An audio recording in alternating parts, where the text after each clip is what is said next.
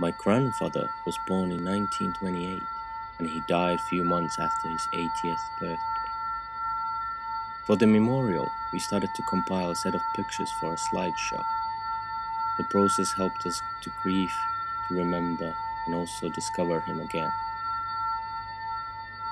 When looking through these pictures, I noticed him looking back, his gaze fixed straight at me.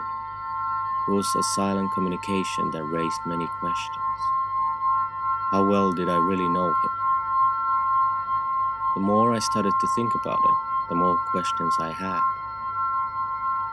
I knew the reason why he was looking into the camera was from the conventions of posing. But, putting this aside, his gaze was mesmerizing. Whether in a crowded room, or someone distracting him with a tempting offer, he wouldn't change his gaze. But who was he? His piercing eyes, gentle and curious, never menacing, were looking straight at me, and I couldn't say. There never seemed to be a sorrow in his mind. So what were his worries and bad habits? Drinking? Alcohol was never a demonizing spirit in the family, even though it's been consumed a lot, which is just the average Finnish amount. I can also never remember a time he got mad. How come? He was a patient man who liked fishing. He could sit endless morning hours in his boat. He also liked mechanics and building. He had the pleasures of a man who comes from the countryside. Why did he buy the first edition of a poetry book with his first salary? And did he perhaps know that today that book is valuable? Or maybe the innocent way of always facing the camera is a search for something.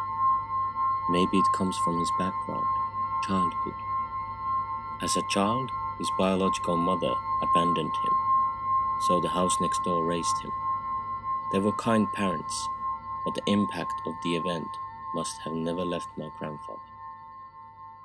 His biological father moved to Canada and never saw my grandfather.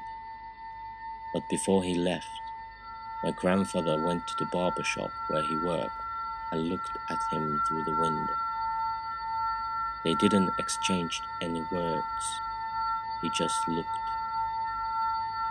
This look would stay with him always, and he was alert till the end.